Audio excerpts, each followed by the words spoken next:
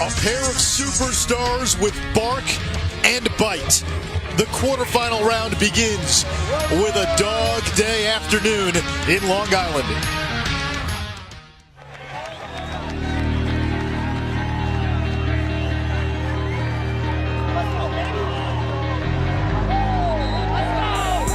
Go out there and play Denver Lacrosse, all right? Let's come back in here, moving on to the next round. All right, let's go. In the blink of an eye, Denver with a response, and we're tied up at 7. French to Jackson with the strike.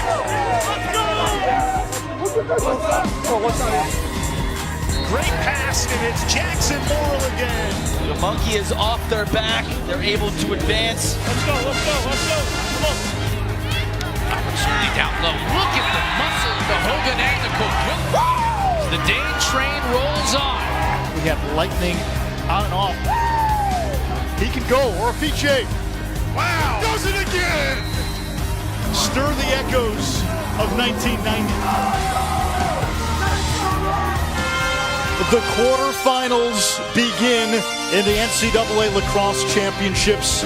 We start with Yale and Loyola, a rematch of the 1990 semifinals. The winner of that game will take on Albany and Denver. The other 4 teams will play tomorrow in Annapolis. And with that, good afternoon on a rain-soaked Saturday afternoon on the campus of Hofstra University in Hempstead, New York. Anish Shroff alongside Quint Kesnick. It's pretty simple. You want to be remembered? Win today. This is Separation Saturday. You win, you advance to the big stage, national TV coverage, all the accolades. Historically, you put your place, you cement your legacy. Losers, though, nobody ever remembers the quarterfinal losers. The 2 teams we're about to see, Loyola and Yale, both have 2 players that will be remembered for a long time. Transcendent offensive superstars. Yeah, and both are Tewaaraton finalists. Let's start with Loyola's Pat Spencer. In my eyes, he's the most complete offensive player in the country. He can do a little bit of everything. Great change of direction. He's creative and makes plays on the fly. His vision is uncanny. And his leadership now in his junior season has stepped up, surrounded by a pair of freshmen. Yale's offense revolves around Ben Reeves. He's the definition of a student athlete. Molecular and cellular biology major. He'll be a doctor and try to find a cure for cancer.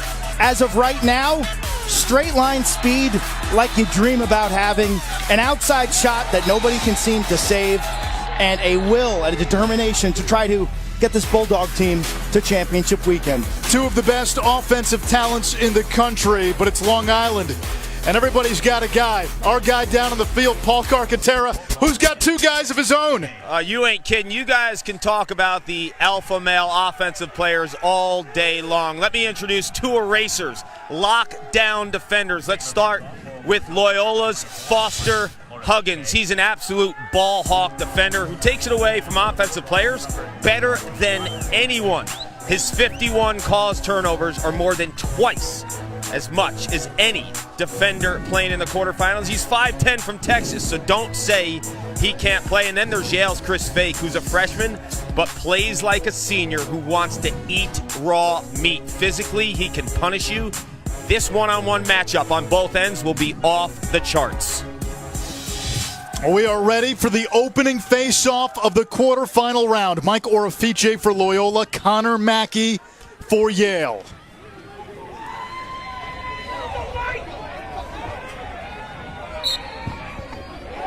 And Mackey wins the opening draw, accelerates into the box, and Yale has the opening possession. The Bulldogs steamrolled through the Ivy League until losing in the tournament final against Cornell. They bounced back with a win against UMass in round 1. And Andy Shea looking to get this team to championship weekend for the first time since 1990. Offensively, Quint told you about Ben Reeves.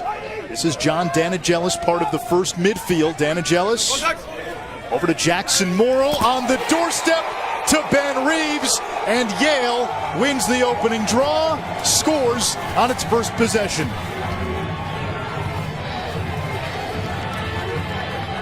Greyhound defense talking it over. An absolute blown assignment off the bus. not symbolic of a Loyola defense that's been quite good this season. You'll see the faulty double team right there. Huggins helps out Ryder Harkins. There's no help on the backside. They slide to his eyes, and an easy layup on the weak side. What I like about that, Quinn, is they put Reeves inside. Normally a perimeter guy, put him inside, make that Loyola defense think. Ben Reeves, Yale's all-time leader in goals, assists, and points. Wants to go to med school once he's done playing college lacrosse.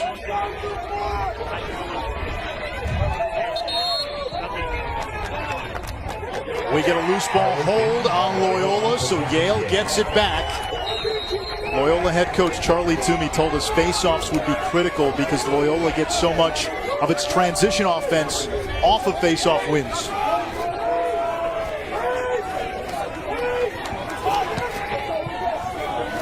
This is a Yale team that had a Division I high 6 Major League Lacrosse draft picks, including Ben Reeves, the 4th overall pick. Here is Jason Alessi, also plays on the Yale football team. Over to Morrill, who had 7 goals in round 1. He's got the defense hung up.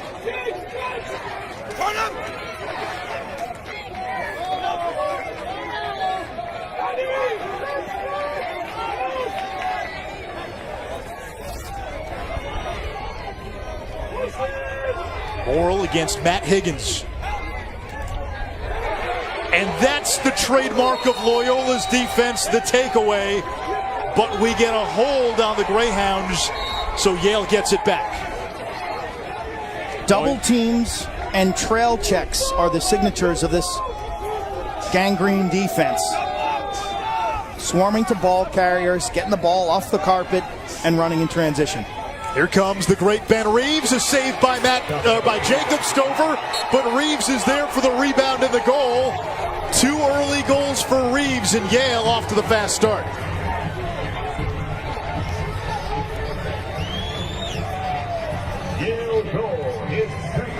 Ben Reeves is so dangerous, and Foster Huggins has had an amazing season. Talked about him in the open in terms of his ability to take the ball away.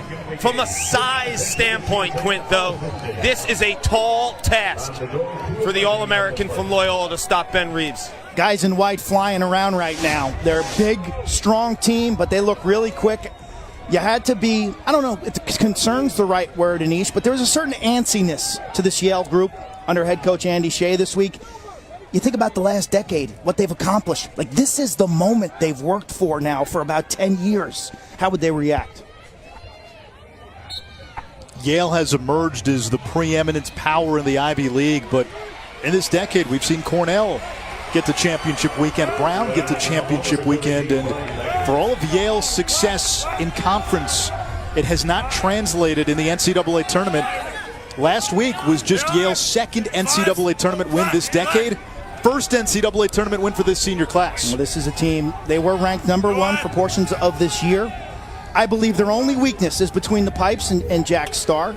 He's had moments of brilliance. He's a freshman, so he's had those kind of moments also. Top to bottom, they look the part of a championship weekend team. Starr, a freshman out of Washington, D.C., has now Loyola on offense. Here is Pat Spencer, 3-time Patriot League Player of the Year, 2-time Tewaaraton finalist. One of the all-time greats at Loyola. Finding the long pole, Davliakos. And there to back up is Duffy. Everything but the finish. 2-man pick and slip game with the long pole, Davliakos, who is being covered by Connor Mackey. Aiden Olmstead, the freshman, over to Jay Drapow. 41 goals this season for Drapow. A midfield record for Loyola. Reeves versus Spencer. As advertised, as Pat Spencer gets the... Pat Spencer is going to have a big day if Yale plays him straight up. Spencer is used to seeing all sorts of junkyard defenses in the Patriot League. He's big, he's strong, he's fast. As I said earlier, there's nothing he can't do. That's a straight line power dodge to his right hand. There's nothing 7 in green cannot do. A jack of all trades, the Renaissance man. 165 career assists. You look at his athleticism. Quint, you mentioned in the Open his ability to play hoops. A fantastic dunker in the sport of basketball. We saw his dodging ability. So when teams decide to slide to him, then he gets everyone else involved, and it is watch out city. Spencer is a young man who played JV lacrosse as a sophomore in high school. He's the classic example of a late bloomer. He and his parents decided that was in his best interest, the boys Latin. He developed as a junior and senior. He tore it up. Coach Metzbauer and Toomey watched him quite frequently play basketball. They knew the athlete. Loyola turns it over after the face-off violation against Yale.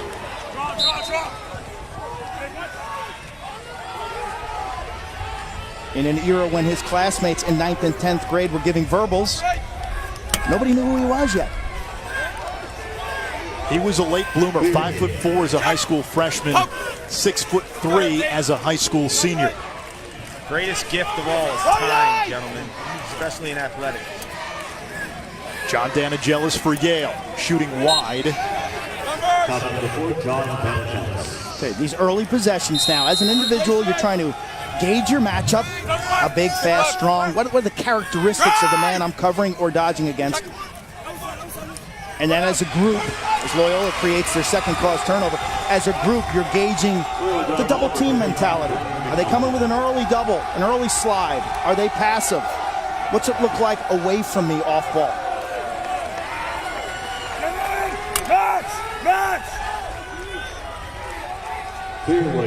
This is a Yale team that rides into the quarterfinals on an 8-game win streak. 3 consecutive Patriot League titles. And the juniors and seniors, Quint, on this Loyola team, they've been to championship weekend just 2 years removed. They did. They lost to North Carolina in a forgettable semifinal game, but they have experience in this game, and that's what matters. This quarterfinal game, Charlie Toomey, their head coach, has created a national power, quite honestly. A mid-major that has risen initially under Dave Cottle, now under Toomey, on the map every year. There's the matchup, Spencer against Fake. That one hit the crossbar. Alex McGovern, the North Carolina transfer. This game should have excellent tempo. Both of these teams play with a certain pace. I don't think you're going to see much stalling or many shot clock warnings. Here comes John Duffy, the junior captain out of Oregon.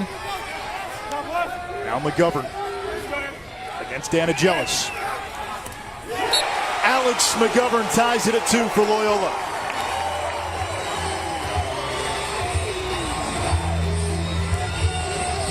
You know what I love about this goal? McGovern took the shot earlier in this possession and got absolutely tattooed. We talk about the speed on both teams, physically tough, mentally tough. He gets crushed and then goes right after that Yale defense. And the lefty transfer from North Carolina showing some range, Q. Lefty rip on the run. If you're Yale, you've got to shade and take away his strong hand and turn him back to his right.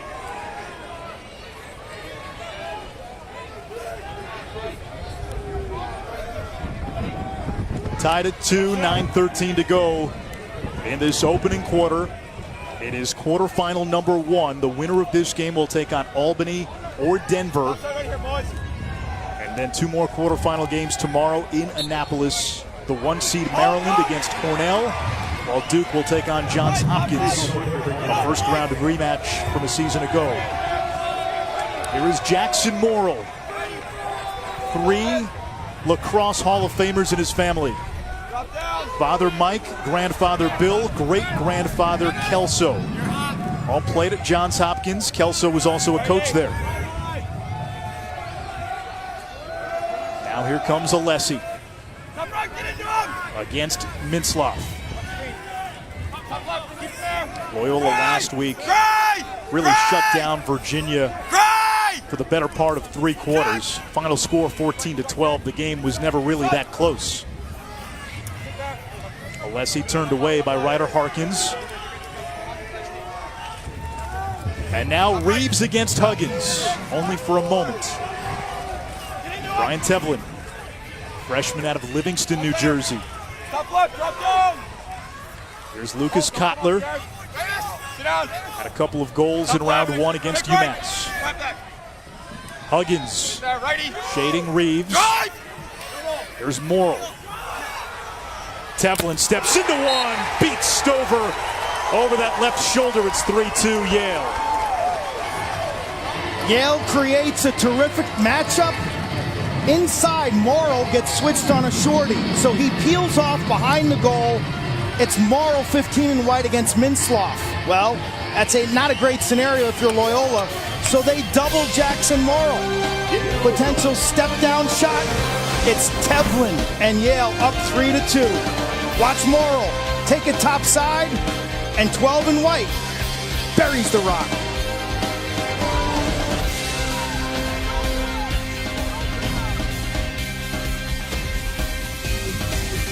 The NCAA Men's Lacrosse Championships is brought to you by the all-new, totally remixed Volkswagen Jetta.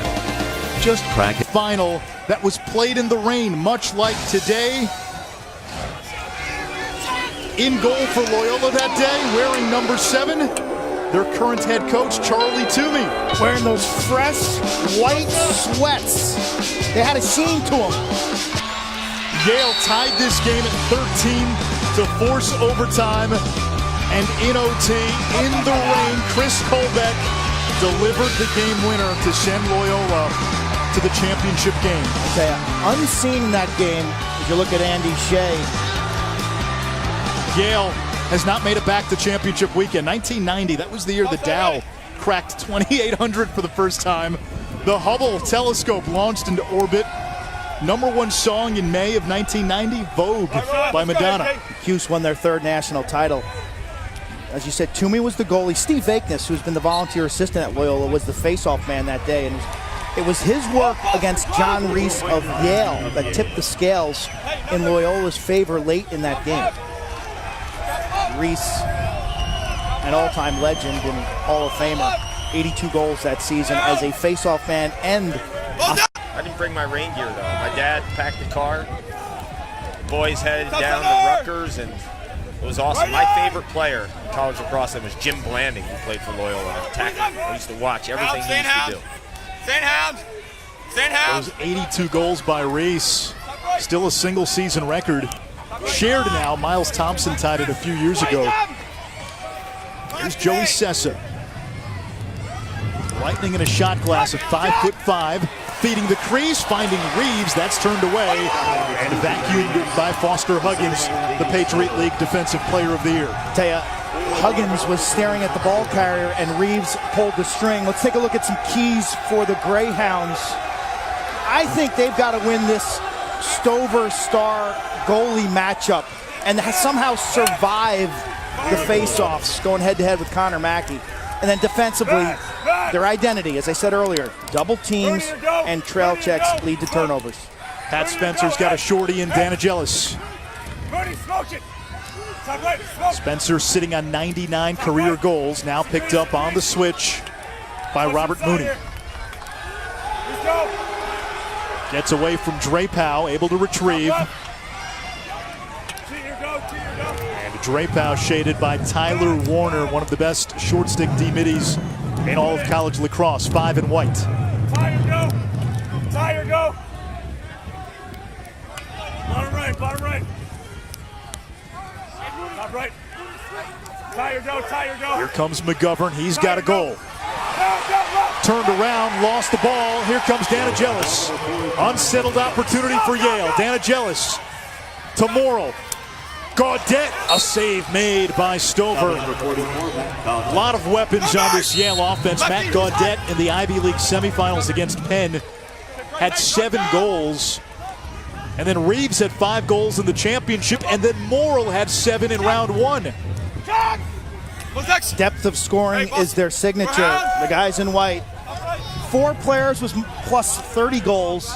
8 different players with 18 points or more. So they're deep. It's not a one-man team with Reeves. Alessi, save made by Stover. Here's the outlet. Brian Begley, the senior captain.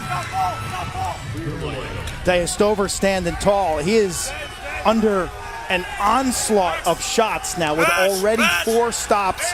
The last one his best, and that'll get you in a groove, Anish, when you make a clean catch. Here comes Begley, a senior captain, much like 2012, the rope unit. The defensive midfield is the backbone of this Loyola team. Not only are they good defensively, but they contribute in the score sheet. Loyola has scored 25 goals this year from non-offensive personnel. Drapeau against Kotler.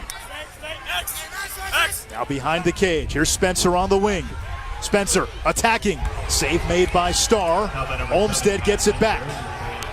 Here's P.J. Brown, Jr. out of Cazenovia, New York.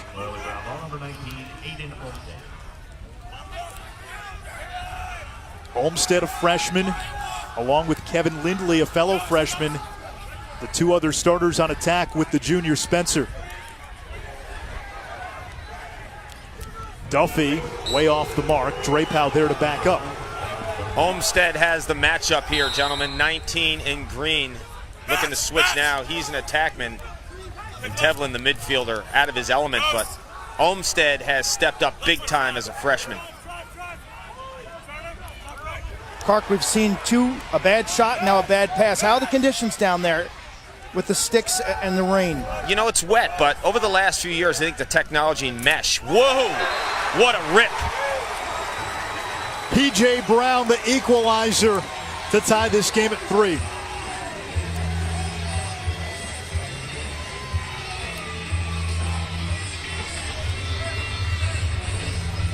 It wasn't the most gorgeous possession for the Greyhounds. A bad shot, a near turnover, passing accuracy wasn't there, and then Brown, a wing rip. They call him Butters. Just giving too much real estate, Anish, and he paints that near side high corner. Quint, you were worried about the conditions. I'll tell you, it's slick. It's a new turf that was installed in December. But the mesh pockets of the players, not as much of a concern. Over the last 5-10 years, the technology in the mesh has been so much more advanced than the caveman days when I played in the 90s, or when you were trying to stop the gates in the 90s as well. The mesh used to expand, bag out. These mesh companies now have dialed it in so they could absorb the moisture in the wet conditions. Face-off violation on Yale. Loyola that time with Bailey Savio with the face-off X. His older brother Graham, a standout Fogo for Loyola.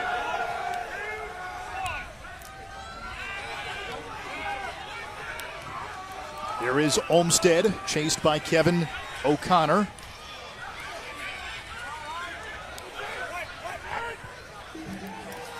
Down shot by Riley Cox, and an easy save on one hop by Starr. Third save by Jack Starr, and Quint, you alluded to it. Yale's shortcomings in the postseason the last 7-8 years, it's been in the cage. Andy Shea telling us they've learned how to win for years without awesome goaltending. Paul, your keys for Yale. Midfield production. So much attention's on this guy with the ball right now, Ben Reeves. The midfielders like Tevlin, who scored earlier, will have those open looks. And then time the ride. The Lacrosse's version of the full court press. Yale goes that deep into the ride and can suffocate the opposition. So that's something to look at. How can Loyola handle that ride? That's Yale's calling card. Here is Jack Ty from Garden City, New York. Just a few minutes away from Hempstead. High volume shooter. Ty, the junior, who played at Chaminade, over 100 shots this season. Reeves skips one, Danagelis, and Yale back on top in what's been a back and forth opening quarter. One of my keys was midfield production. We saw Tevlin from the perimeter earlier. Now DeAngelis There is so much attention on Ben Reeves when he has the ball. The two lower corners, Quint, are pinching so low that they're begging Yale's offensive midfielders to set their feet and let it fly. That's exactly accurate, Clark. Reeves draws that adjacent double team, but the structure of Loyola's defense, let's call it a house, is really condensed, and they're backing in, giving up that outside shot. Ben Reeves, Yale's all-time points leader, now 300 career points, and with that last assist, 9 single-season school record. Well, Andy Shea knew he was getting a very good player when they were recruiting Ben Reeves. But the progress that Reeves showed as a freshman in the weight room, athletically, and then realizing that his lacrosse IQ had no bounds, the improvement and player development aspect of Ben's success, I think, is notable. He's a great story indeed. He only had one other Division I offer. I spent some time with him last season. Hobart was the only other school that offered Ben Reeves, and Andy Shea has done a fantastic job finding these diamonds in the rough that oftentimes go unnoticed. Andy Shea told us a couple of weeks ago when Reeves arrived on campus, the first time they measured his vertical, Reeves was at 17 inches. A year later, he almost doubled that. Shows you the work that he put in the weight room, in the offseason, with conditioning. No fouls! No fouls! 17 inches. That's like an Anish Shroff vert. You're giving me too much credit. Only one way to go from there. Let's Shot see how, clock against Yale. Yeah, let's see how he attacks Huggins here now. He's the taller, faster in this matchup. His straight line speed is exceptional. 30 seconds to get a shot on goal. That shot clock now at 15. Reeves doubled, skip pass, jack tie, bingo.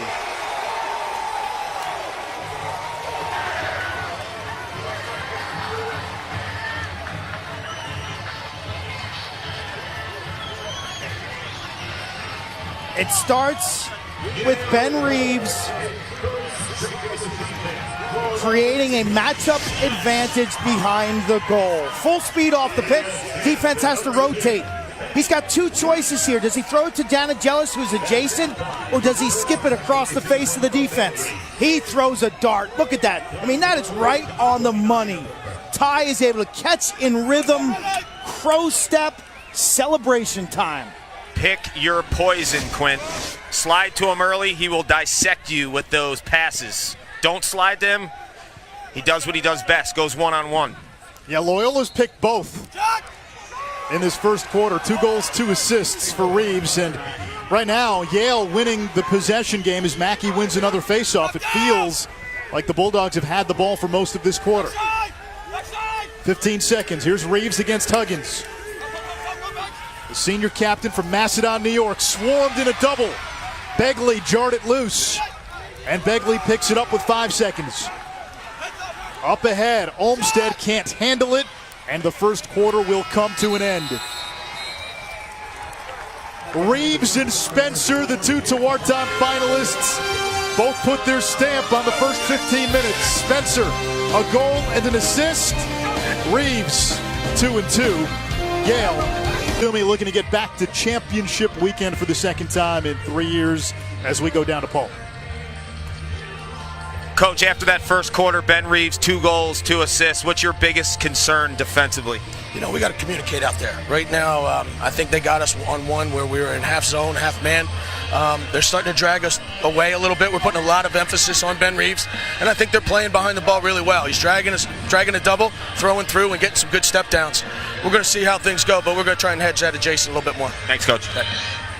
All right, Quint, I want you to be the lacrosse translator. When Charlie Toomey says hedge that adjacent, what does he mean? Well, when Reeves carries the ball up that left side, the adjacent man, that's the player basically covering the midfielder on that side, has got to make a decision. Is he going to double team down on Reeves, or is he going to wait and kind of fake it? So you can take a couple steps towards Ben, and that'll discourage him from turning the corner. So I think you'll see a less aggressive defensive posture from Loyola's defense, trusting Foster Huggins to cover Reeves. Just saw Reeves with 4 points in that opening quarter. Now the all-time leading scorer in Yale history and also with the single season mark. First Yale player with 100 points in one season. Mackey wins the faceoff 7-3 now in favor of the Elis. That's a big deal. That is a big deal. Connor Mackey is just a giant. He's a behemoth among faceoff men. At 6'1", 215, he's got a significant power advantage in this faceoff matchup. Seeing some pressure here from Loyola. Spencer, very good in the riding game, and Yale able to clear. Now Reeves against Huggins.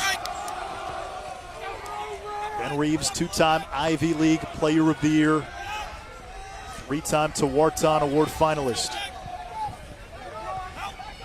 There's Jack Ty, he's got a goal today. Now Dana Jealous over to Jackson Morrill. Joey Sessa.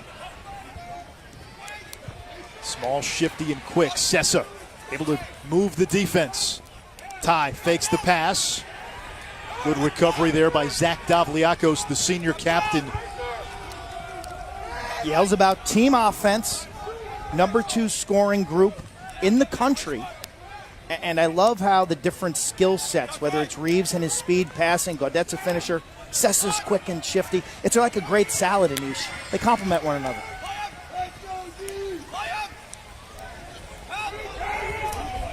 Ben Reeves, that's off the side of the net. Stover tries to clamp down, and it's picked up by Huggins. Jacob Stover, the goalie for Loyola, Patriot League Goalkeeper of the Year, and the son of former NFL kicker and Super Bowl champion Matt Stover. Also a disciple of yours, Quint Kessner. I worked with Jake kind of as a bridge between his high school days at McDonough School, where he was coached by Andy Hilgartner, prior to Loyola for about 2 years during the summers. Endless appetite for shots and learning, great attitude and effort. Spent a lot of time. His dad, Matt, would tutor young kickers on the field next to us, and so we would kind of exchange information. Kicking and goaltending are similar in that you're on an island. You've got to have focus, poise. Kick save that time by Starr on the shot from Duffy. You also can't linger too long on the previous mistake, right? No, again, next play mentality. Matt Stover with over 2,000 NFL career points, dozens of years in the league, two Super Bowl rings. Rain coming down here at Hofstra. Lucas Kotler. Gentlemen, you know what's interesting? They're putting Ben Reeves inside quite a bit. Foster Huggins is a perimeter defender who likes to chase the ball, putting him out of his element. Out of the box, Tevlin. Tevlin had a first quarter goal, just his second of the season. Came into the game shooting 1 for 13. Now Alessi, terrific athlete, 2-sport star at Yale. Had a couple of punt return touchdowns in his career with the Bulldogs football team. Morrill. Pushed out to the wing by Higgins. Short stick matchup. Now Matt Gaudette. Reeves against Huggins. Reeves, what a move! Finding Gaudette. Oh, the brilliance of Ben Reeves.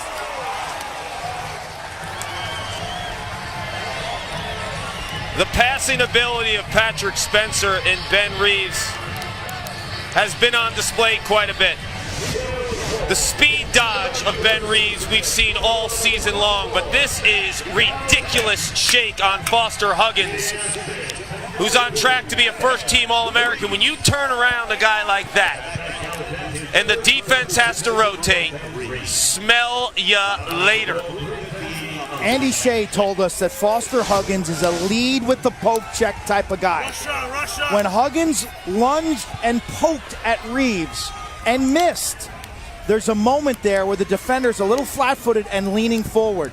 Reeves capitalized on it. Anish, it's like me jabbing you, and I miss, and all of a sudden I'm exposed for the hook. Ben Reeves, Quint, has had a hand in 5 of Yale's 6 goals. He scored the first 2. He's assisted on the last 3. When you watch him dodge there, too, is the plant foot. The plant foot when he changed direction was so aggressive. Keep it low, dog. Get up, what's that left? Hey, Duffy, don't leave. Come on, Duffy. Here comes Danagelis against Davliakos. Bulldogs playing with great confidence in our live games. They've been a little helter-skelter in the confidence department. We saw them dust Penn and 2 days later not play great against Cornell. This is the Yale team we expected to see all season long. Sessa. Good D, hug. Now Morrill has the defense hung up. You ready for checks? Turn him, get into him. Morrill picked up by Harkins. Drop down. Rain starting to come down a little harder. Ty. Ty. Chuck. Skips one to Danagelis, too far out. And now a shot clock against Yale. 30 seconds to get a shot on goal. It has to hit the goalie, hit the pipe, or go in. Here's Reeves. He's done what he wants so far. Bounce shot that time is wide, no flag. Looked like Sessa may have been pushed, may have slipped. Yale sideline thought it was a push. 14 on the clock. Back left, back right. Reeves against Huggins. Set. Reeves using the shake. Can he get topside?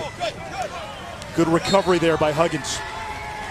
Really good defense by 20 and Green, because that is the danger zone when you're guarding Ben Reeves. He comes up that lefty goal line extended, and even good defense he can capitalize on because how long he is. 2 to shoot.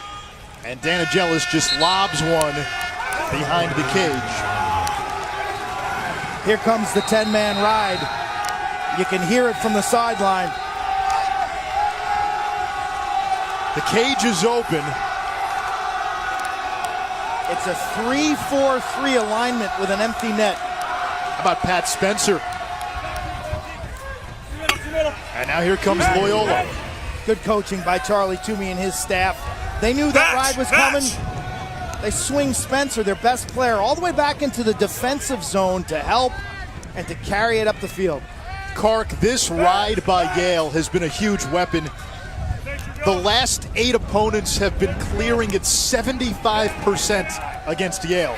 Press coverage in football, full court press in basketball. They have the athletes to do it and the mentality too. The team feeds off this. The only other teams out there in the country that I feel like feed off that 10-man ride, Bucknell, Notre Dame.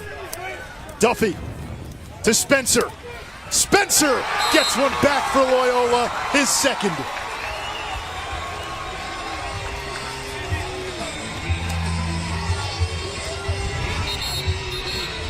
Power and determination.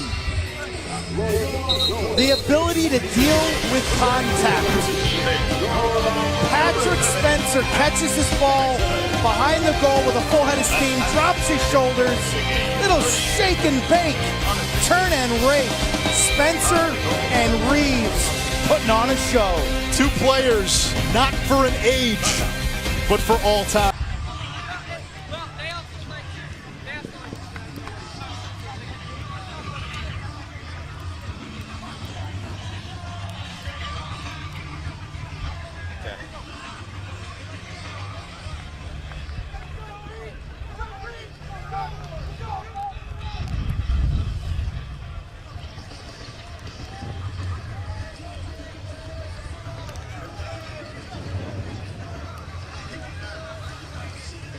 Hello, gentlemen. It is wet, it's soggy, and it's cold here in Hempstead, New York. And Quentin, Anish, we've been talking during the break. The equipment, it's an issue, and it's a great message to all the young bucks out there. If you have a pair of gloves, keep the second spare for the second half because it gets waterlogged, your equipment gets heavy. I'm not as concerned about the sticks in terms of the way they're throwing. more concerned about how heavy they get, especially these guys that put a lot of tape on their sticks. The stick gets waterlogged, the gloves get waterlogged. Quint, you know what it's like as a goalie in there, not fun. Yeah, you know, I always felt it was important to keep my stick dry. I'm surprised to see Yale sticks out in the elements. I always wrapped mine in a plastic bag and hid it under the bench. If I had a second pair of gloves, Anish, I considered that for the second half because water-soaked gloves are heavy, and that would impact my hand speed. Same with cleats. That is the third face-off violation on Yale, so Loyola will go man up for 30 seconds. I think it's the other way around, Anish. I'm sorry, yes, you're right.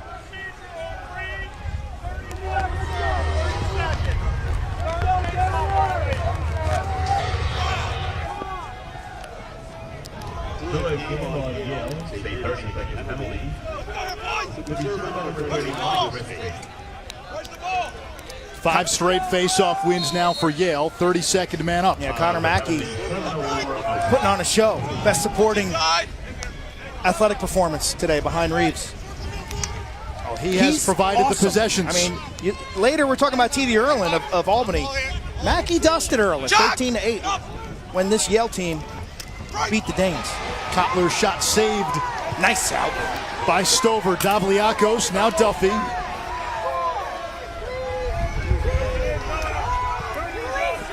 And out of the box comes Kevin Lindley, so back to even strength. Loyola looking to close to within one. Get the feeling that the Hounds are going to need a transition goal in this game, Anish. But where do they get the transition offense? Well, it's off of faceoffs often. Off of faceoff. That was a clean save by Stover. I was surprised to see Davliakos give that up to the point man instead of carrying in and drawing before doing so. Well, they were man down. Here's Duffy. Bounce shot. Comes to Spencer. Spencer. Nice. Denied by Starr. 5 saves now for the freshman goalie.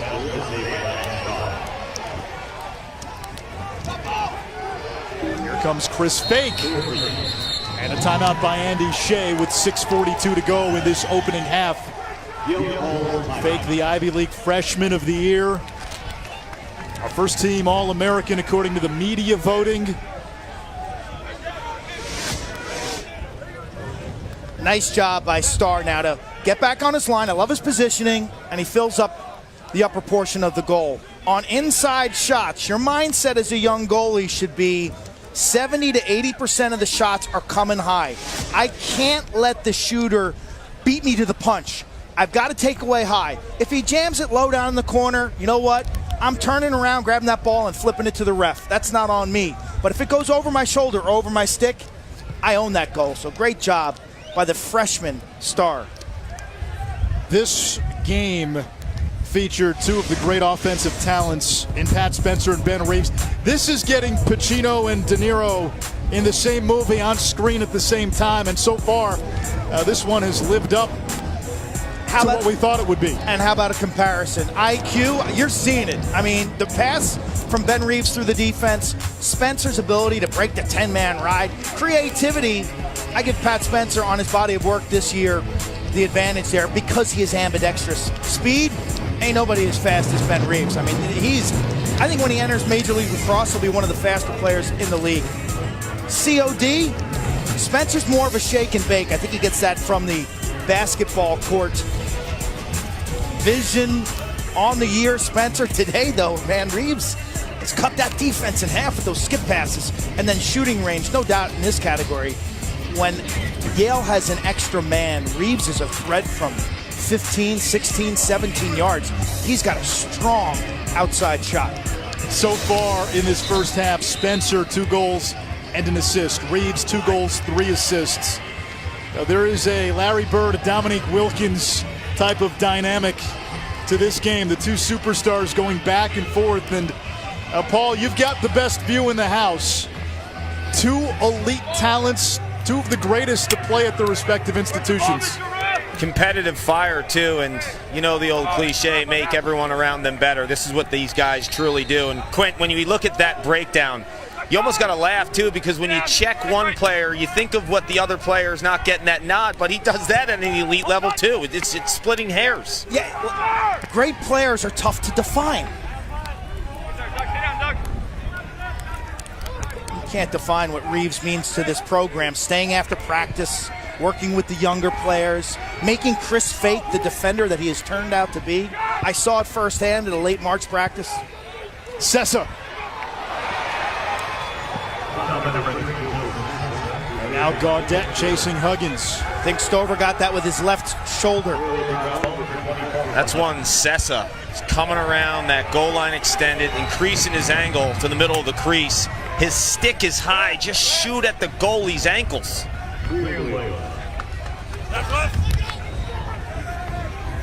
In the same token that Ben Reeves has worked with Chris Fake, Pat Spencer has really taken the two freshman attackmen, Olmstead and Lindley, under his wing. And Charlie Toomey describes that relationship akin to a father and his son, Spencer providing encouragement. Oh, by the way, Spencer's only 2 years older.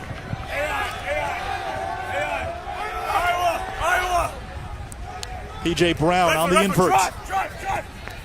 Now back to Spencer. Matched by the freshman Fake. Spencer, the 6'3 junior dynamo. The Patriot League's all-time leader in assists and points. Still has another year left.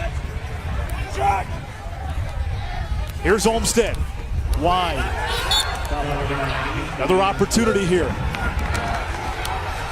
Wow, call on the end line. They're saying Spencer stepped out of bounds. Wow. Spencer caught the shot, the bounce shot. It skipped right into his stick. And the referee then said with his back foot that he must have planted on the line before delivering that feed back into the offense. Almost better off letting that shot go.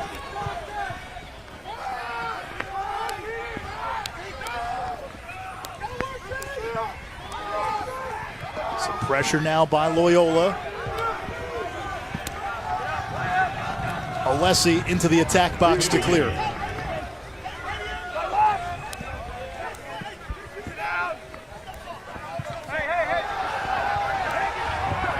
Here's Alessi against Higgins.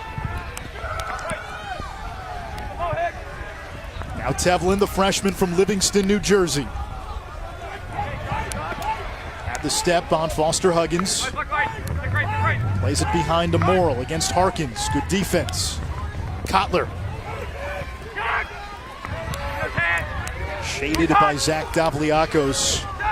Davliakos born with only 2 fingers on his left hand, thumb and pinky. Charlie Toomey saw him, said it didn't matter, he saw a lacrosse player.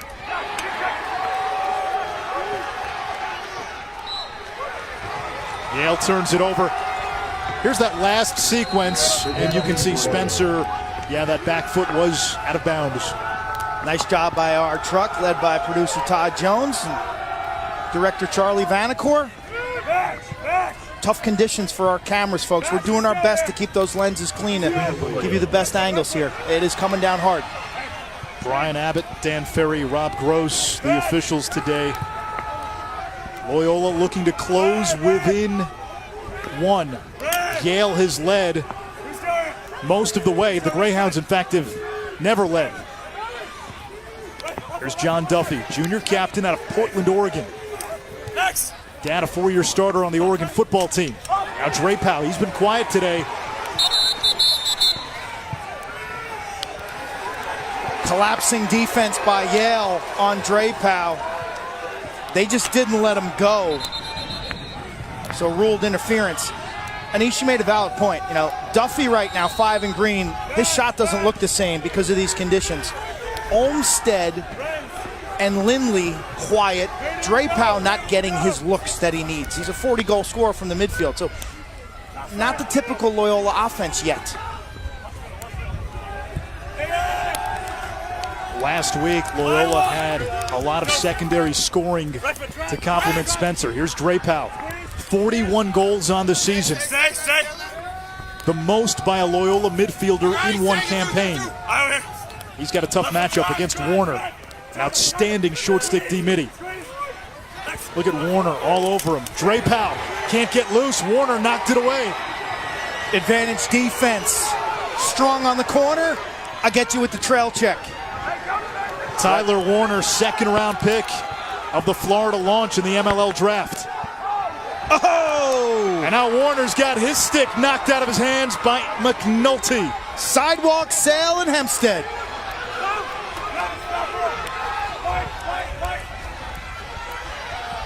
Duffy, Star stopped it, finally finds it. The wet turf with an assist there. Danigelis the other way. Danigelis splitting the D, saved by Stover. 90 seconds to go in the opening half. 7 saves for Stover. Scramble.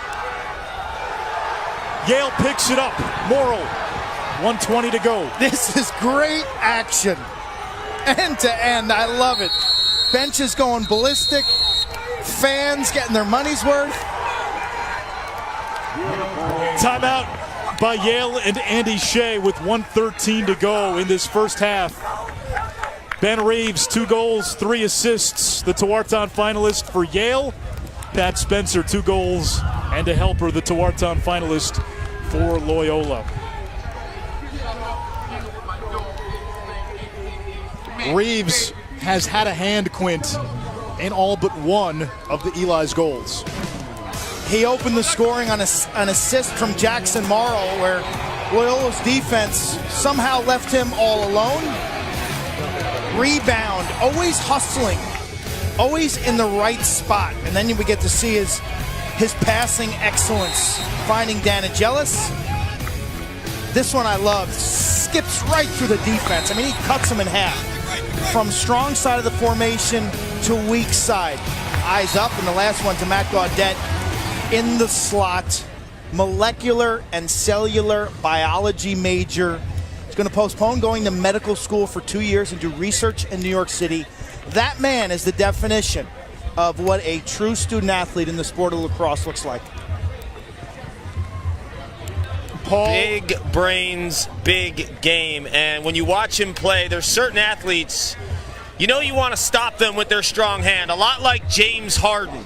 He's got the shooting range. He could spray it from downtown and on that left goal line extended area. The unstoppable lefty. Everybody knows he wants his left. It doesn't matter. He still finds it. And then the scoring production, well, just look at today.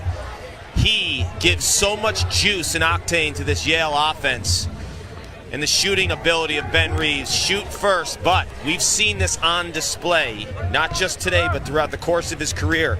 If you force him to feed, Quint, he's got those next level passes. We saw a couple today in that first quarter that were just beautiful. I got to throw that graphic by my NBA friend Mark Jones. And he'd ask me, can Reeves give him the sauce? Yeah, Jones, he can give him the sauce. He can give you the sauce. A timeout by Loyola. Assist to our friend in the studio as well. Ryan Boyle brought up that comparison during the Ivy League tournament. But Quint, you said it, student athlete. This is a kid who has spent time working in a research lab to find a cure for leukemia. He shadowed a pediatric oncologist. His dreams and his ambitions have a chance to be world-changing. I mean, that's what's impressive about this young man. Macedon, New York, senior captain for all the work that he's done as a lacrosse player, and he's an all-timer at Yale. What's ahead of him down the road outside of lacrosse, there's a lot there. And in an era where college sports are less about academics, to me, in a year where I get to see big-time football and basketball and wrestling and all this, like, he stands out. Like, people say, well, there are no student athletes anymore. I'm like, no. I cover one in lacrosse. His name is Ben Reeves, and he's going to cure cancer someday. And he's the best player in the school's history. Last year, Quint, when I spent a day on campus with him, spent multiple hours, we hardly talked about lacrosse. I mean, he was just an amazing kid. Took me around to some of his classrooms and the bio building, a little bit over my head academically, but he can relate to everyone. He's an unassuming, just great kid, too. I mean, just if you talk to his teammates, you talk to his coaches, they always tell you he's like the nicest kid in the locker room. but he has that competitive fire. 5 points in this first half. 1 minute to go. Yale looking to tack on to a 6-4 lead. Loyola looks like they're in a zone right now on defense. Morrill behind the cage. Reeves on the wing. He loves that right wing. It's his sweet spot. Now Ty. Over to Kotler.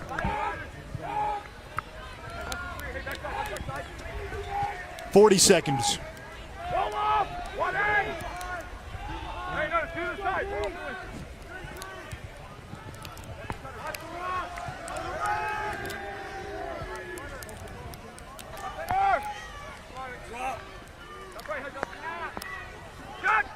20 seconds to go in the opening half. Here's Reeves. Over to Morrill. Inside, save by Stover. 8 first half saves. Jacob Stover has kept Yale at bay. Loyola turns it over, but only 1.8 seconds left to go. I guess they say that's a shot. Olmstead into the cross of Starr. The play of Jacob Stover has kept this game close. It has been an offensive onslaught from Yale, and Stover has stood his ground. Only a 2-goal deficit for Loyola right now. Yale, meanwhile, 30 minutes away from a trip to championship weekend for the first time since 1990. Kark with Andy Shea. Coach, where have you seen the greatest seams offensively with Ben in that group? I mean, I think they're sliding to him, and Ben's finding guys over the top. I mean, we feel like if we can absorb their initial pressure, that we can hopefully get some openings. Defensively, they have their own superstar in Patrick Spencer. What concerns you the most about that matchup? I mean, he got loose a couple times on the corner there. We showed off the adjacent. I think we got to play him a little bit more adjacently and not, probably play him a little more straight up and not leave him too much. We got to get you some rain gear. I think I got it. Paul, thank you. Paul's got the nice galoshes today. Yale dominating kind of the flow of play, but as you said, they should be up by more than 6-4. There's a couple reasons why. Well, the 2 superstars have come as advertised. Ben Reeves, a 5-point first half. Look, his speed, his ability to generate separation is world class. Hustling for the rebound.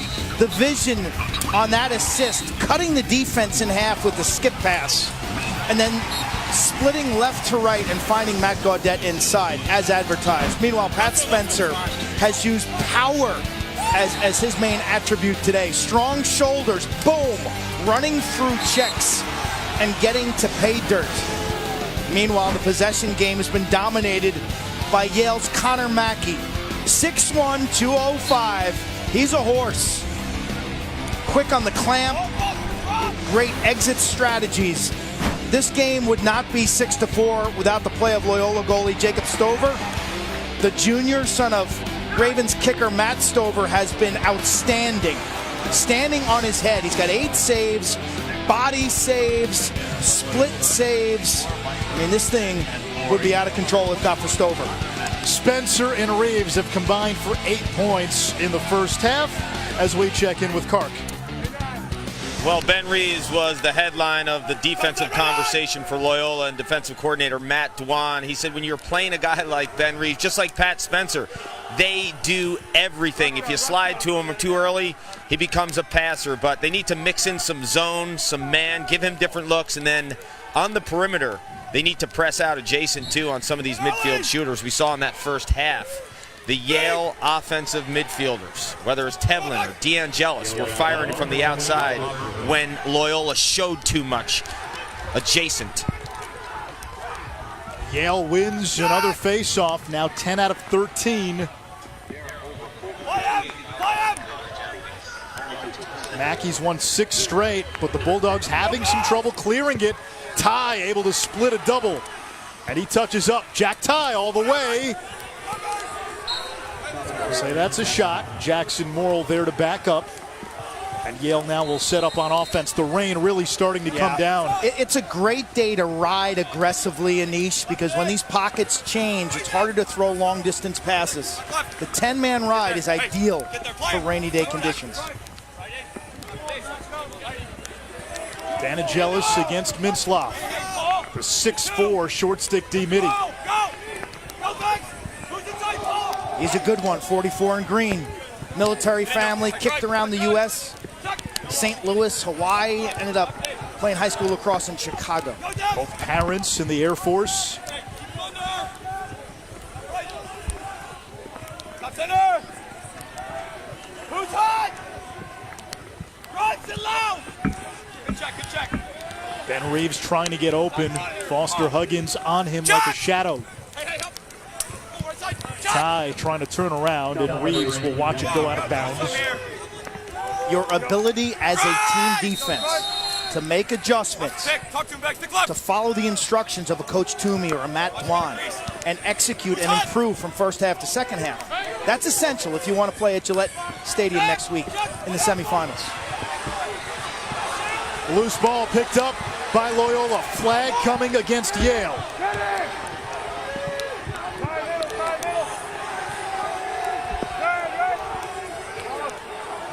Foster Huggins at it again.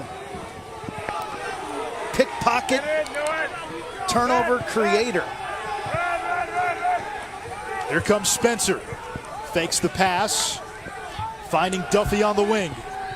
John Duffy out of Portland, Oregon, which has churned out some pretty good lacrosse players of late. Peter Baum won a Tewaaraton for Colgate.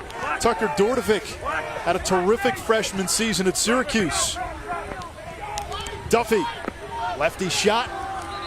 Better for Duffy. He's 0 for 3 right now in the game. That one was at least close to the target. Reeves is going to get a push here after Huggins picked his pocket, stole his lunch money. Opportunity now for Loyola to find some rhythm with their extra man. Olmsted, Lindley, and Drapeau have yet to attempt a shot. As we take a look at the pushing with possession, right side of your screen. Their extra man has not been great this year, but they need contributions. Again, Olmsted, Lindley, and Drapeau, some of their leading scorers, have been silent today. Last week against Virginia, despite scoring 14 goals, Loyola 0 for 7 with the extra man. We've gone to the reverse look, and we're going to stay with it. The rain really doing a number on our cameras. Many of you have chimed in, and we've noticed foggy lenses, wet lenses. So we're changing to the reverse look. So hopefully you guys get a better picture at home. We hear you. Our camera guys down there in the elements working hard. Back to 6-on-6 now. There's Pat Spencer, defense hung up. Spencer 2 goals, 1 assist. More assists and points this season than any player to ever wear a Loyola Greyhound uniform. There's Aiden Olmsted, the freshman. Hockey background, also played golf and badminton in high school. I love badminton.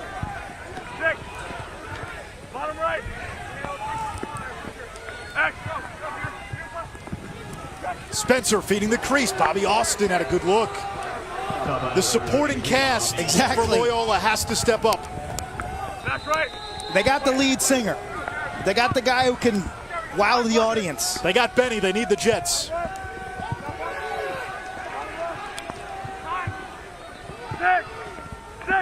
Spencer to Olmsted. Olmsted, the freshman. Drapeau can't connect, and really the midfield fire has been missing so far. Where's Drapeau? Where's Duffy? Those two guys came into this game having combined for 66 goals. None so far. Spencer now up top to Duffy. Duffy against Warner. Couldn't get the shot off. Here comes Warner. He's got 3 goals. Warner to Morrill. Gaudette saves Stover, his 9th.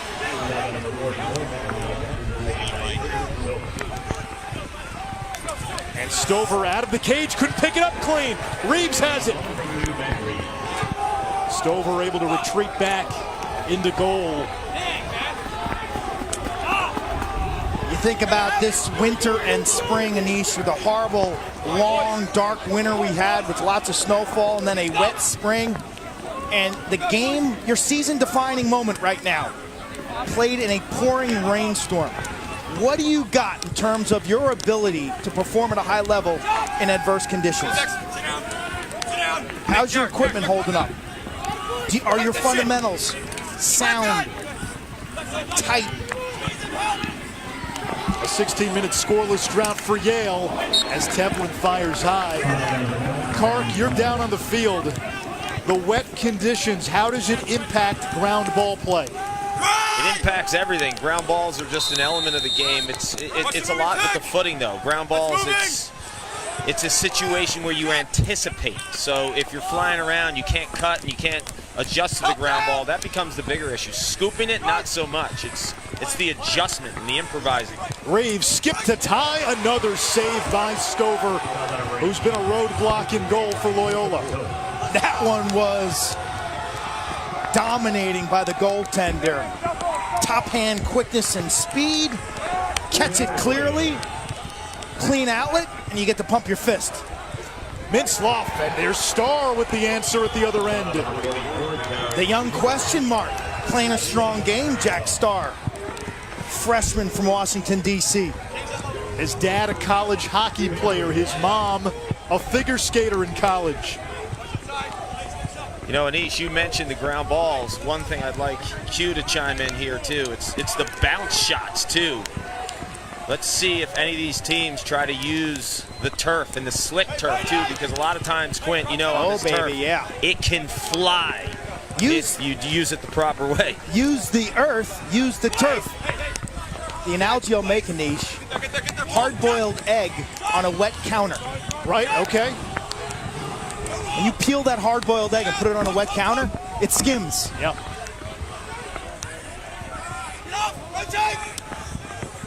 Danigelis, Sessa, another ball on the turf. Huggins could not pick it clean. Huggins bothered by Sessa, loose ball. And finally, Huggins comes away with it. He needs help. He needs help. He's doubled. Where's his teammates? Out of bounds, knocked out by Huggins. Yale gets it back. That's anticipation now. If you see your teammates outnumbered on a grounder, you got to be the third guy in and help them out. Alessi around Begley, picked up by Harkins. Danigelis up top, shot.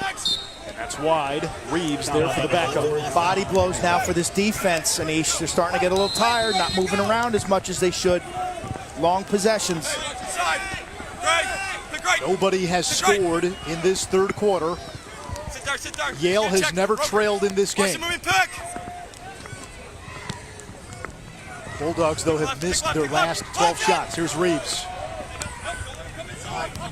5 points, 2 goals, 3 helpers. Now Danigelis fakes the shot, going low and beating Stover low.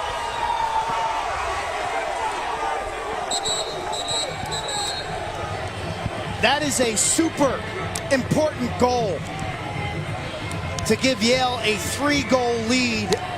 An endless possession. Quarterfinal number 1 out of 4. The winner of Yale Loyola will face the winner of Albany and Denver. The Titanic face-off battle, Baptiste and Erlin. Most anticipated opening face-off since Travolta and Cage actually swapped faces back in 1997. You've got Trevor Baptiste, the highest career face-off percentage in Division I college lacrosse history.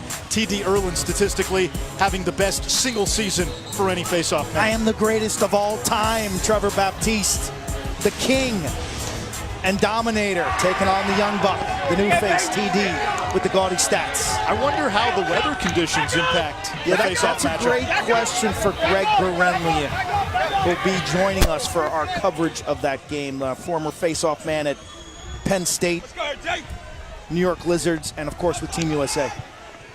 The Gorilla is with us. The Beast, man. Goes by the Beast. I think, though, when you watch the face-off guys, and I'm right on the line right now, watch their exits when it's really wet. Sometimes the traction can be tougher.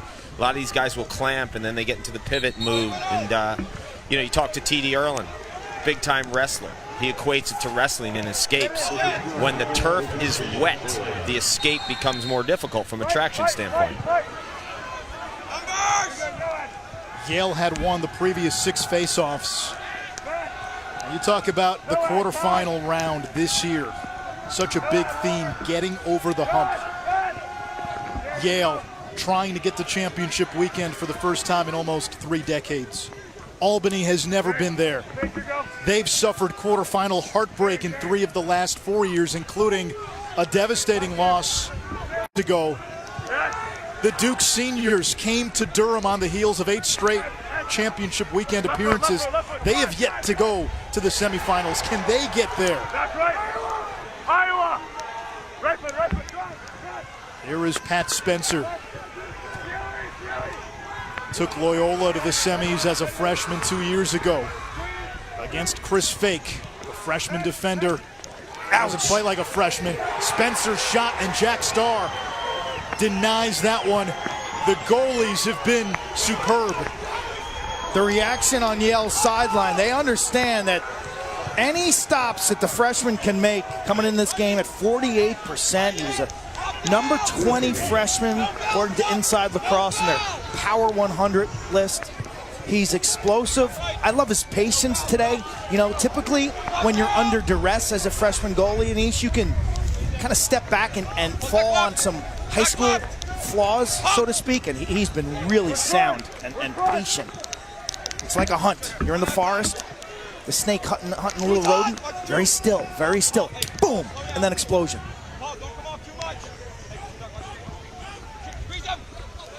Hound, we're staying hound. Alessi Hound, staying hound. takes Begley behind the cage. Hard to change directions in this pouring rain.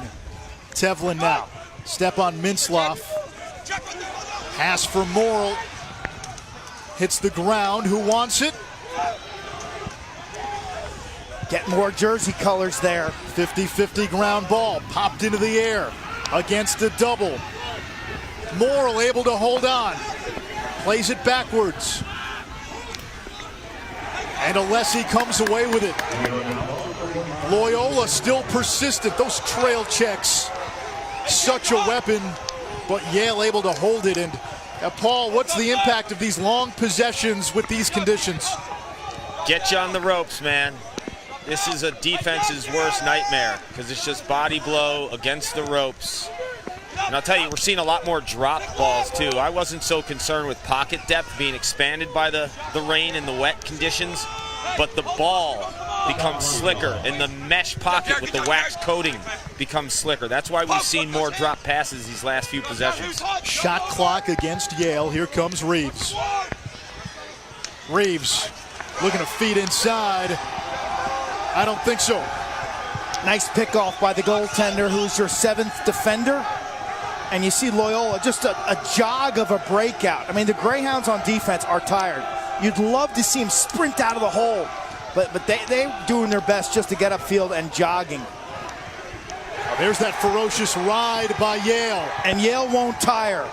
Too much depth.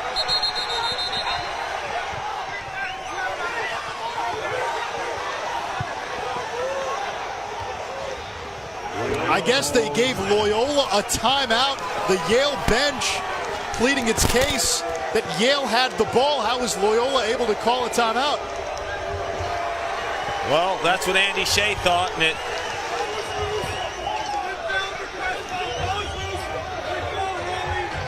Andy Shea got it right. Yep. Former assistant at Delaware and UMass. In that scenario, to call a timeout, you must possess the ball and be in the attack box. Correct. An astute play by Andy Shea to run down that official quickly and have the guys in stripes meet together. Andy Shea's all over it. Mechanical engineer by training. Excellent coach by profession now.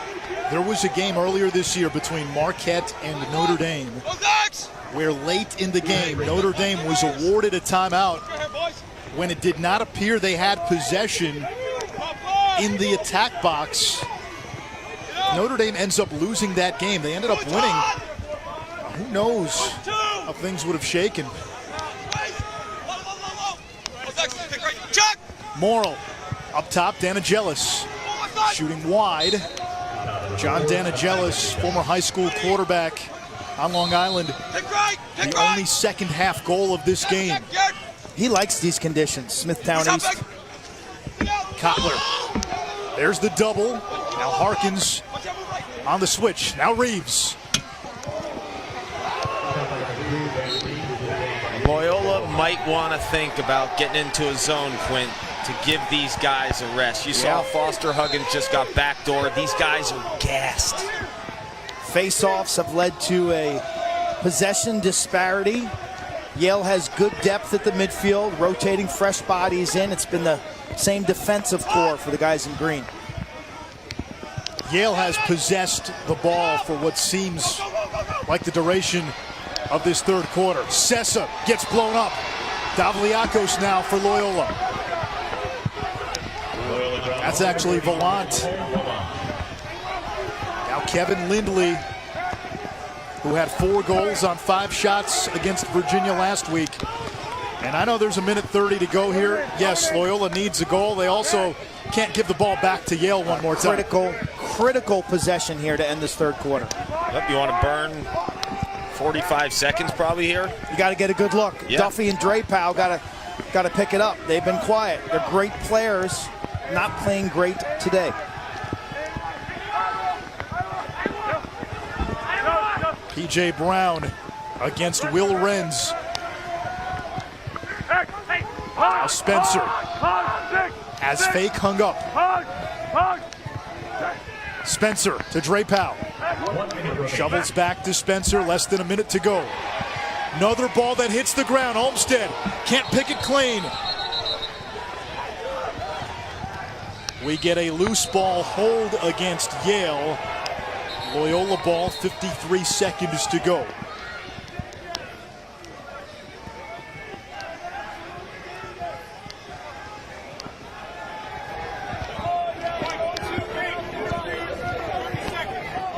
Now it's interference, so not a loose ball hold, an interference call against Robert Mooney, the junior.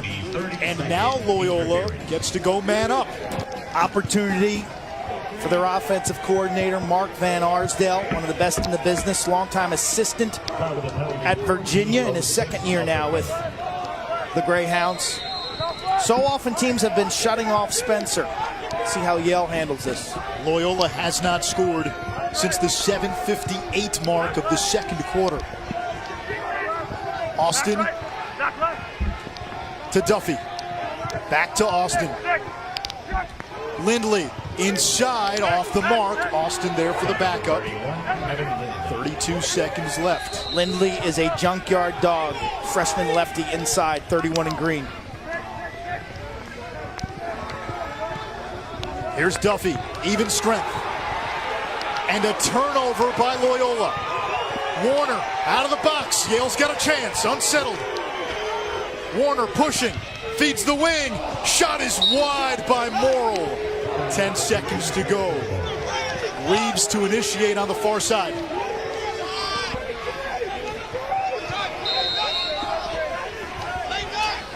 Here comes Reeves against Huggins.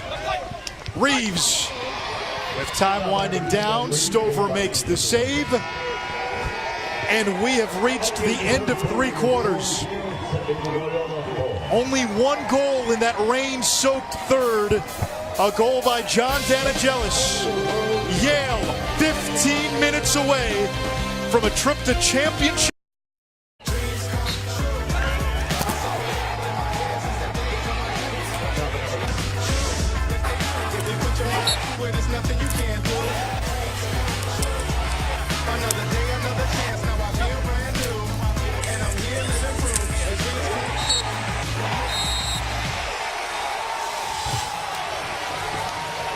Yale has had 5 different goal scorers, but Ben Reeves has had a hand in 5 of the 7 goals. Pat Spencer, 2 goals, 1 assist, but Loyola has not scored since the 7:58 mark of the second quarter, and the elements have been a variable in this contest. If you're Yale, this is the moment that you've dreamed of for the last decade. The time is now. It's here. You can taste it. Stay with what you do. Finish this bad boy off. If you're Loyola, you've got too many guys on offense who haven't contributed. We need to hear from Aiden Olmstead, Lindley, and Jay Drapeau. The constants have been missing for Loyola outside of Pat Spencer. Winner to championship weekend. Warner tornadoes past Mintzlaff. Tyler's played a strong game in his return to Strong Island, Baldwin High School right up the road in Niche. He is a senior ecology and evolutionary biology major. Tough as nails. He's one of the reasons some of those stars like Drapeau have been non-existent. They've been guarding Drapeau, the leading scorer, over 40 goals with the short stick Warner. Gives them availability to have another pole out there, and it's been one of the MVPs of this game. Yeah, no question. He's played well. Jack Starr, the freshman goalie, has been an unsung hero, and if not for the brilliance of Jacob Stover, Yale might be sitting on a bigger lead right now.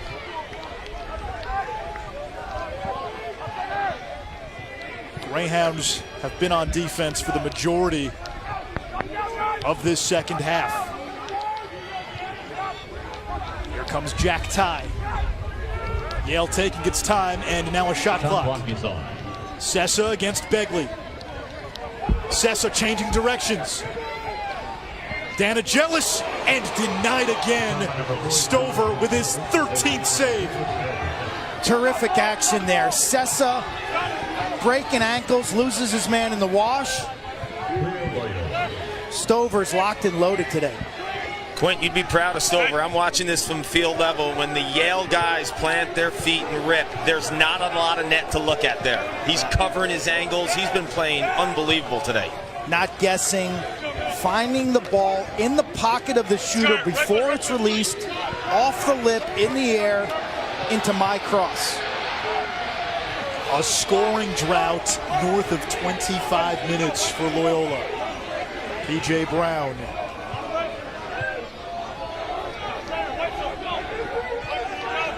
The winner of this game gets Denver or Albany, the second of our two quarterfinals here in Hempstead. Tomorrow in Annapolis, Johns Hopkins Duke and Cornell against Maryland. Shot is wide by Olmstead, and Chris Fake beats Spencer to the sideline. Yale ball. Loyola's offense, a great passing offense. They rank 6th in assists per game. Their problem today, Anish, has been they can't win any of the dodging matchups other than Spencer. So they've drawn very few double teams, and Yale's been very buttoned up behind it.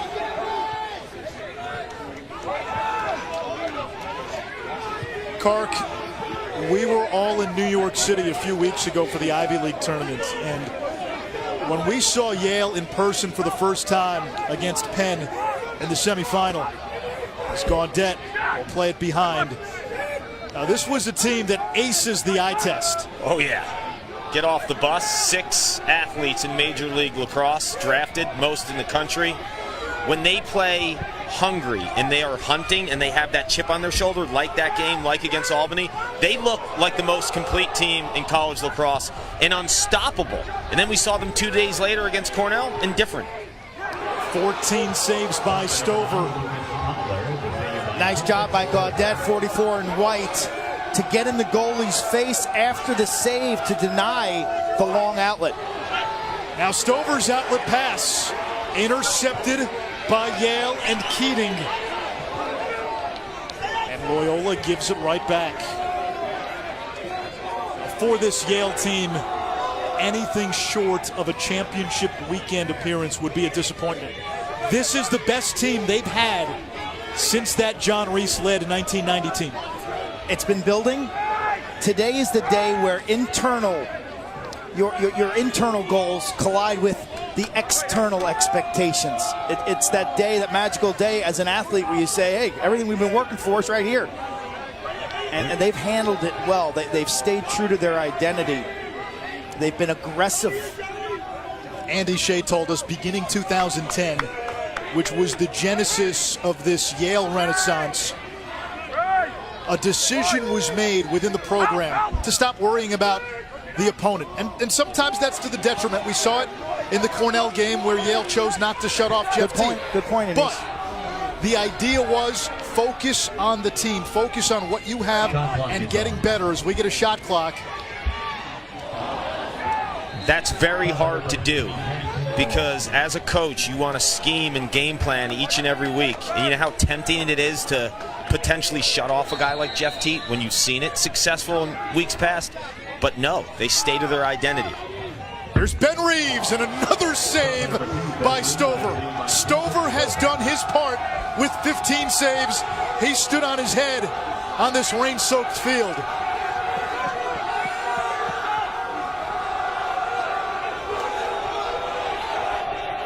Here's this ride. That Valkyrian ride by Yale. Another ground ball. Fake has it, the freshman. Up ahead, Danagelis. Now Reeves. And Yale will slow it down and slam on the brakes. Now they hit the gas. Reeves. Gaudet. Another save. Stover. Begley withstands the contact. He needs help. Stover has tied a career high with 16 saves. Hercules in goal. Yeah, watch Gaudet drop down low. Doesn't change the plane. And well taught, Jacob Stover matches up low to low. Snuffs it out. He is done. He's looking over at his bench. Hey, come on, guys. You gotta help. Help me out now, please. Olmstead. That was one of the better looks Loyola has had in this second half. Yale's defense has put the shackles on a Greyhound offense that averages more than 13 goals a game. Brown, deflected. And there's the effort and the hustle in East. Chris Keating, the senior, coming back from an injury that robbed him of last season. Third-round pick in the MLL draft. I asked Coach Shea when we were meeting with him a couple weeks ago, Coach, what happened against Bucknell in your loss midweek game?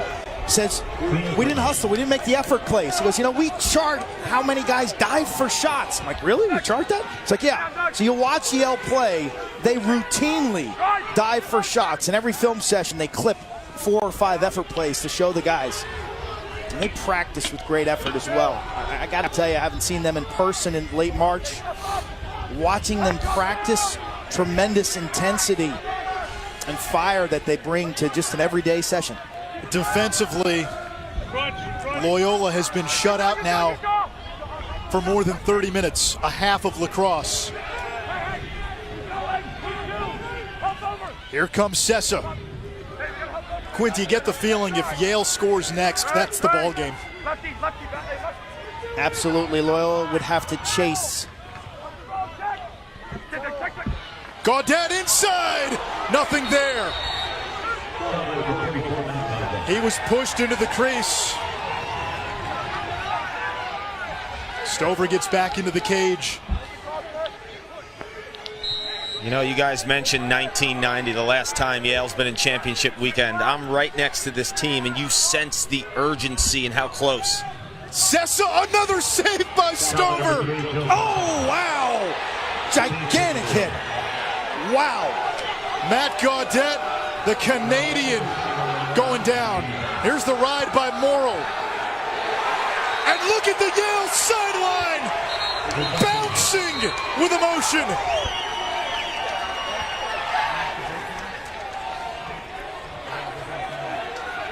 Think they can taste it? They can taste it, gentlemen. Andy Shea has never been to championship weekend. As a head coach, as an assistant, he's got a 3-goal lead with 6:40 to go. The NCAA Men's Lacrosse Championships is brought to you by Just Crack an Egg. Breakfast is hot again, and it wants you back. Coppertone. Coppertone Sport is proven to protect. and the all-new, totally remixed Volkswagen Jetta. Ticket information for championship weekend can be found on ncaa.com/lacrosse. Handsome Dan gets a field pass. That's a wet dog. And if Yale can take this 3-goal lead to the finish line, I'll tell you what, a wet dog never smelled so good for Andy Shea, who, by the way, told us that Handsome Dan, hands down, the best athlete on that Yale sideline. He was bouncing up yesterday as a Bulldog. I love live mascots, and he may be my favorite right now as you take a look at the brackets coming up after this game. Albany and Denver. Run and gun Dane Train. Got to go head-to-head with the Pioneers under Coach Bill Tierney. He's got 7 rings and a lot of history. Scott Marr's teams have gone to the quarterfinals in 3 of the last 4 years, but have not made it past the quarterfinal round. In 1990, Yale played Loyola in a national semifinal. Similar conditions. Loyola won in overtime. That was the last time Yale made it to championship weekend.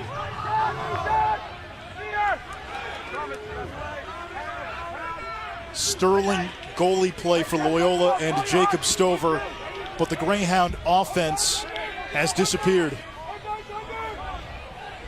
Let's see if we get a shot clock on Yale soon.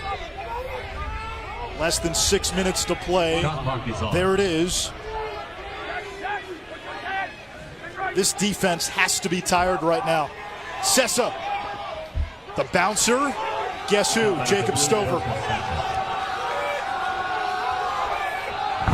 Stover looks deep, but there's nothing doing. Off that turnover, Yale retreats. There's no transition. That has been a signature of Loyola all season. Today they have not scored a single transition. That is fast break style goal. They've had 7 failed clears. Hard to get transition when you can't clear the ball. That is where Yale makes up so many possessions. You couple that with the advantage they usually have at the faceoff X. Add in the offensive talent, you can now get a sense of why some of these scores are what they are when Yale is involved. At what stage does Pat Spencer say, well, I got to take this game over now, I'm sorry? Right now. 33-minute scoreless drought for Loyola. Brown. Ball on the ground. Drapeau, scoreless today. 41 goals on the season for Jay Drapeau. A terrific high school hockey player. Had interest from a number of schools for hockey, chose lacrosse at Loyola. Spencer's got a matchup now with Danagelis if he can get free. Stay right foot, right foot. Drapeau, inside roll, nothing there. Back up top, Duffy. Bounce shot, the score! John Duffy ends the scoring drought, and with 4:15 to go, Loyola still in this, down 2. So much attention on Pat Spencer being shut off behind. It allows Loyola to go 5-on-5. Yale's out of their base defense, which they rarely do. They love to stay in base. They don't run gimmicks. They don't shut guys off. So the diagonal pass is wide open, and then a change-up, old-school high bouncer off this wet turf. The challenges of being a young goaltender, dealing with a wet surface, potential screen, Duffy on the run, doesn't come out clean. Next thing you know, gets a gigantic hop over your shoulder. Game on here, as Anish, you said. Conditions in this second half have not helped the offenses. Only 2 goals in this entire half. After we had 8 in the first quarter. Rain continues to pelt the surface. Failed clear. Loyola has it. Lindley turned away by Starr. Alessi with the rebound. Mark that one. Absolutely mark that one. And Alessi, who's got 2 punt return touchdowns on the Yale football team, with a punt return clear as we come up on 3.5 to play. Oh, goaltending was a huge question mark for Yale. Maybe their Achilles heel. Jack started to play great against UMass last week. He's been terrific today.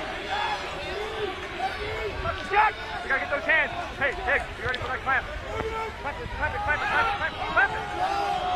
Morrill runs away from a double. Now Jack Ty from nearby Garden City, New York.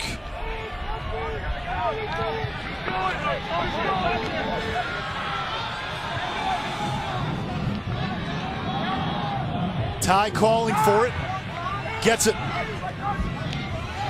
Another shot clock against Yale. That seems to be the MO. We'll wait until we have to go, Quint.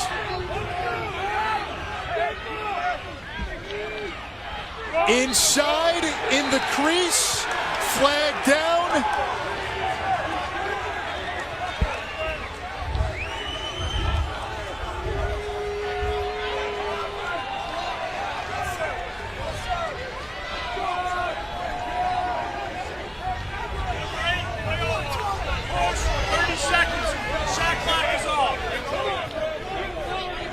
This is the most difficult call in the sport of lacrosse. You see the push right there.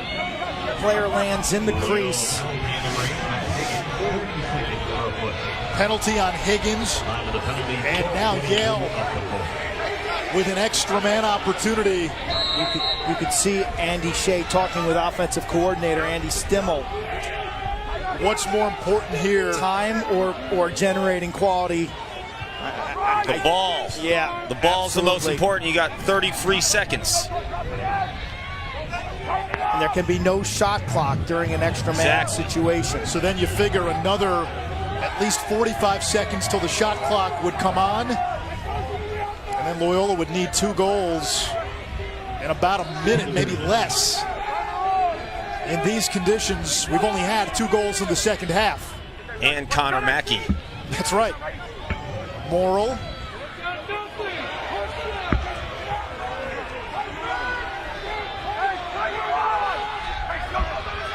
We're at even strength. Ty shooting wide. And how about the effort by Kotler? 1:46 to go in regulation. Andy Shea, Yale coach, stalking the official. Davliakos jarred it loose. It'll stay with Yale. Now if you're Charlie Toomey out on the field to call a timeout. 1:40 to go. You're Charlie Toomey. You're riding these officials to try to get a quick shot clock. Well, now here's the deal. That was a great timeout because this ball comes inbounds in the absolute corner.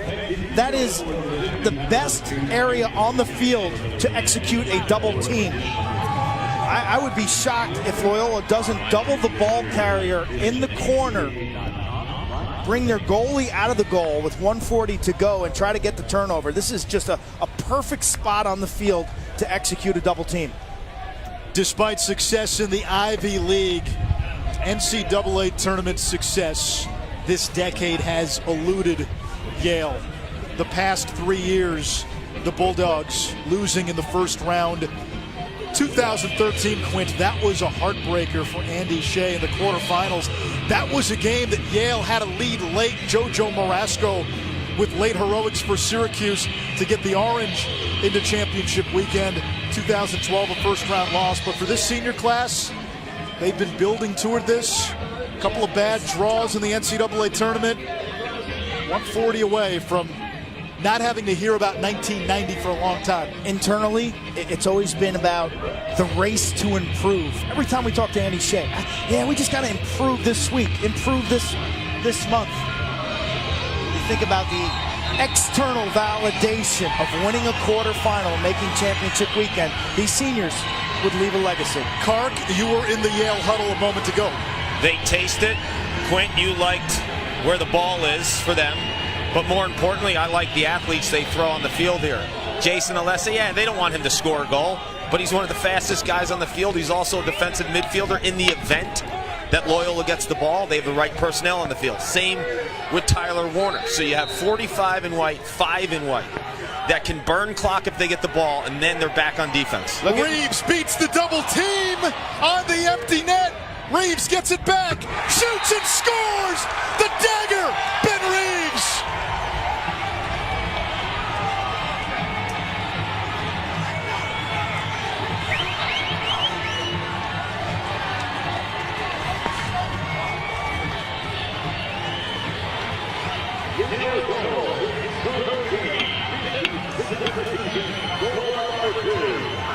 Game on the line.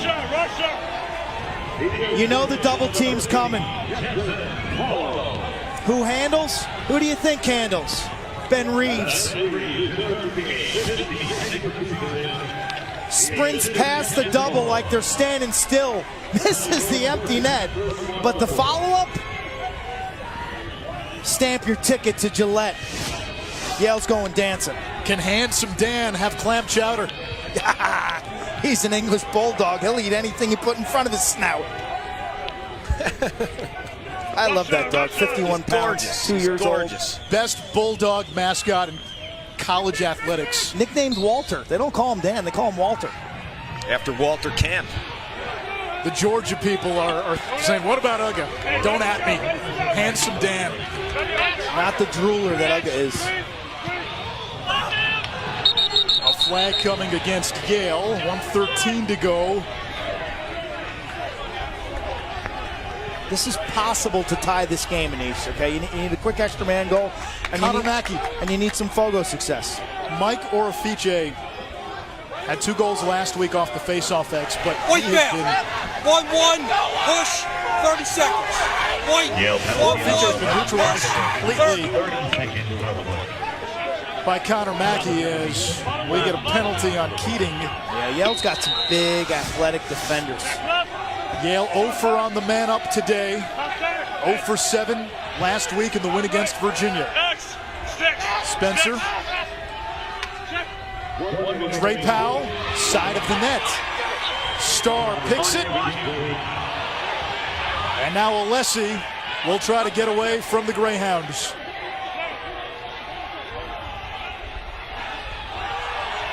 .45 seconds. Up ahead on a bounce to Morrill. Double teamed. Andy Shea gets his timeout. 41 seconds. And Yale on the brink of championship weekend. Time for the Capital One player of the game. Well, this is a no-brainer. A 3-time Tewaaraton finalist. Back-to-back Ivy League Player of the Year honors. Ben Reeves, 3 and 3. Rain, snow, sleet, hail, weather conditions did not bother this conqueror from Macedon, New York. If you're a young fan watching this game and you want to be Ben Reeves, the first thing you got to do is your homework, and you got to do it well. You get A's, you can go to Yale. Then you can work on your game the way he has. Taking speed and adding all sorts of elements to it through his career here. The vision, the leadership, the poise, the timeliness to deliver, Paul, at the exact moment. So Macedon, New York, outside of Rochester. This is a nice spring day for the kid, too. He's got the brains, he's got the toughness. So impressed with the story of Ben Reeves, and you mentioned the academics. Take into account that no one really wanted this kid, and he defied all the odds in regards to that recruiting issues and the rankings of where he stands projection-wise in college lacrosse. Well, guess what? We have 2 of the great players of all time at the position on the field today, and Ben Reeves is going to Gillette. On the back of those Yale helmets, a Latin inscription, Lux et Veritas, light and truth. The truth is, the light is back on this Yale program, and they'll have the biggest stage that they've had in almost 30 years. The field at Gillette Stadium, with all the lacrosse world watching.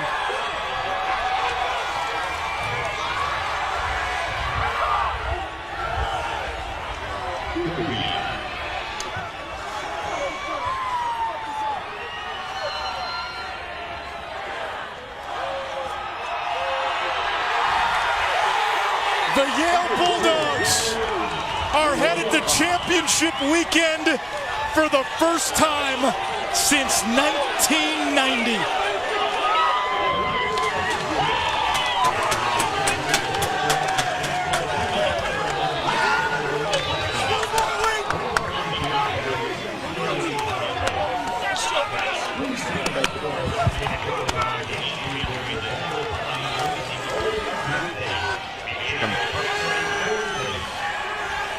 Coach, your defense held them to 1 goal in the second half. They one of the best players in college lacrosse, and Pat Spencer, how'd you do it? I think it's a tough day to shoot. We stalled out after the first quarter a little bit, but guys just stuck to their fundamentals, and we got a great job in the cage, and guys played hard.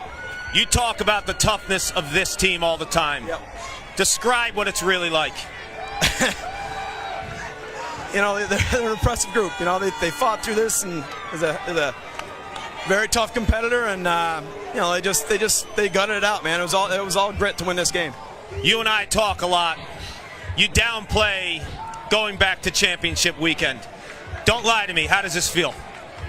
I don't even know yet. We're excited to be here for another week, and feels pretty good. Get dry. Congrats. All right, thank you. He cracked a smile. We saw it. What a birthday present